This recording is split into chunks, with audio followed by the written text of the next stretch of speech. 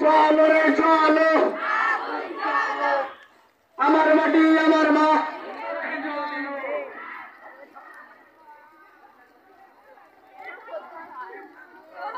লিটন মাহমুদের নেতৃত্বে সেখানে দাঁড়িয়েছে। আমরা আসেন ভাই, নানু ভাই আসেন।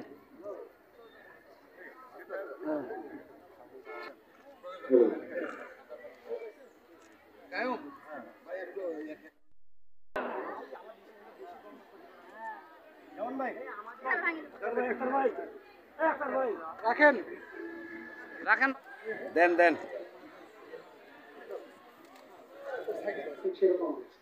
সুতরাং এটা একটা বিপজ্জনক যাত্রা। এই যাত্রায় যাওয়ার কথা ছিল না। 24 এই পর্যায়ে আমাদের বক্তব্য রাখছে জাহাঙ্গীরনগর বিশ্ববিদ্যালয়ের অধ্যাপক আনু মোহাম্মদ। আমি আনু মোহাম্মদ বাংলাদেশের সমস্ত জায়গায় উন্মুক্ত খনি এবং প্রাণ বিনাশী সকল প্রকল্প বাতিলের পরিষ্কার বলতে চাই। সেপ্টেম্বরের মধ্যে দেশ প্রত্যাহার করবে না। কৃষকের ব্যবস্থা, নিম্নবিত্ত মধ্যবিত্ত জনগণের ব্যবস্থা। সামনে যাই না ভাই।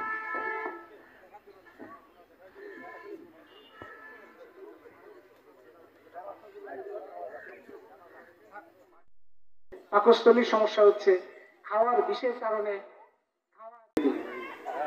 অন্তর্বর্তী সরকার দেখা যাচ্ছে যে শেখ হাসিনা যে সমস্ত প্রাণ বিনাশী কিংবা দেশের জন্য বিপজ্জনক চুক্তি করেছে, সেই চুক্তি এই অন্তর্বর্তী সরকারকে আমরা বলেছিলাম প্রথমেই যে এই চুক্তিগুলি আপনারা প্রকাশ করেন। সেই চুক্তি এখনো প্রকাশ করেন। যে সমস্ত প্রকল্প দেশের জন্য ভয়ঙ্কর, রামপাল, রূপপুর, মাতারবাড়ি, বাঁশখালী, এগুলো বাতিল করেন বা বাতিল করার ব্যবস্থা করেন বা আলোচনা শুরু করেন, এই সরকার করেন। এই সরকার যে মহাপরিকল্পনার অধীনে কয়লা ভিত্তিক বিদ্যুৎ কেন্দ্র, এলএনজি, পারমাণবিক শেখ হাসিনা শুরু করেছিল, এই সরকার সেগুলোই অব্যাহত রাখছে।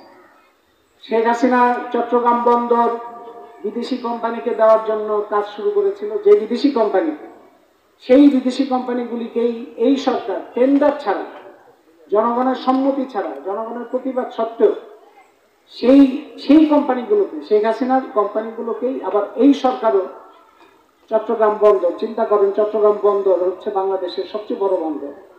যে বন্দর কে কার মালিকানায় থাকবে, কতটা দক্ষভাবে পরিচালিত হবে, সেটির উপর নির্ভর করে পুরো বাংলাদেশের অর্থনীতি। সেখানে বিদেশি কোম্পানির হাতে তুলে দেওয়া মানে হচ্ছে পুরো অর্থনীতির যে কেন্দ্রীয় ক্ষমতা, সেটা আপনি বিদেশি কোম্পানির হাতে তুলে দিচ্ছেন। সংস্কার, এই সরকার সংস্কারের কথা বলছে। সরকার সংস্কার মানে কি? যদি সত্যিই সরকার সংস্কার করতে চাইতো তাইলে চট্টগ্রাম বন্দরের সক্ষমতা বাড়াতো। সরকার যদি সত্যিই সংস্কার করতে চাইতো, এই যে এশিয়ার যে জিসিএম মার্কার যে টাউট কোম্পানিগুলো এখনো ঘোরাঘুরি করছে, তাদের বিরুদ্ধে ব্যবস্থা গ্রহণ করত। সংস্কার করতে চাইলে যে মামলাগুলো আছে সেই মামলা প্রত্যাহার করত। সংস্কার করতে চাইলে যে মহাপরিকল্পনা আমাদের জন্য আরো বিপজ্জনক হচ্ছে, কয়লা ভিত্তিক বিদ্যুৎ কেন্দ্র, পারমাণবিক বিদ্যুৎ কেন্দ্র, চিন্তা করেন পারমাণবিক বিদ্যুৎ কেন্দ্র হচ্ছে রূপপুরে। এটা চালু হওয়ার পরে কি হবে আমরা বলতে পারি না। এবং পারমাণবিক বিদ্যুৎ কেন্দ্রে কোনো ধরনের ছোটখাটো যদি সমস্যা হয় তাহলে কিন্তু সারা দেশের মানুষ বিপর্যস্ত হবে। পদ্মা নদী শেষ হবে এবং পদ্মা নদীর মাধ্যমে অন্যান্য অঞ্চলগুলোও শেষ হবে। এইরকম একটা ভয়ঙ্কর প্রকল্প, সেটা এই সরকার মানে শেখ হাসিনার সমস্ত ধরনের বিপজ্জনক প্রকল্প, শেখ হাসিনার সমস্ত ধরনের বিপজ্জনক চুক্তি, জাতীয় স্বার্থবিরোধী চুক্তি, সমাপ্ত এবং অসমাপ্ত সকলগুলিকে এই সরকার গ্রহণ করছে। তো সংস্কার কোথায়? সংস্কার হতে গেলে তো এগুলোর পরিবর্তন করতে হবে। চট্টগ্রাম বন্দরের সক্ষমতা বাড়ানো ছিল সংস্কারের প্রধান কাজ। সেই সক্ষমতা না বাড়িয়ে সক্ষমতা থাকা সত্ত্বেও সেটা বিদেশি কোম্পানির হাতে তুলে দেওয়ার চেষ্টা হচ্ছে।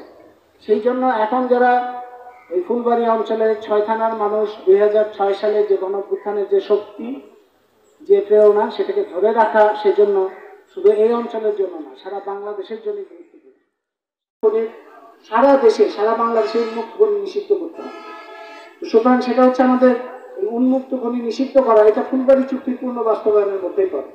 কারণ ফুলবাড়ি চুক্তির পূর্ণ বাস্তবায়ন মানে জরিমানা আদায় করে এশিয়া এনার্জিকে বহিষ্কার করা, দ্বিতীয়ত এই যে মিথ্যা মামলা সেই মিথ্যা মামলা প্রত্যাহার করা, তৃতীয়ত বড় পুকুরিয়া সহ বাংলাদেশের সমস্ত জায়গায় উন্মুক্ত খনি এবং প্রাণ বিনাশী সকল প্রকল্প বাতিলের দাবি। এটাই হচ্ছে আজকে এই 26শে আগস্ট 2025-এর যে সমাবেশ, সেই সমাবেশের দাবি। এই দাবিগুলো যদি সরকার, আমরা আশা করি দাবি করি অন্তর্বর্তী সরকার অবিলম্বে এই দাবিগুলো পূরণ করবে, কারণ এটাই তাদের ম্যান্ডেট। জনগণ যে গণঅভ্যুত্থানের মধ্যে দিয়ে তাদের ক্ষমতায় বসিয়েছে, জনগণের স্বার্থে কাজ করা তাদের দায়িত্ব। তো সুতরাং তাদের এই দায়িত্ব পালন করতে হবে। যদি এই দায়িত্ব পালনে তারা অক্ষম হয়, তাহলে আগামী অক্টোবর মাসে আমাদের আবার আন্দোলনের কর্মসূচি ঘোষণা করতে হবে। সেই আন্দোলনের কর্মসূচি আবারও যদি ঘোষণা করতে হয়, তাহলে এই 6 থানা এবং সারা বাংলাদেশের মানুষ নিশ্চয়ই তার সঙ্গে যুক্ত হবেন, কারণ এটা বাংলাদেশের অস্তিত্বের প্রশ্ন।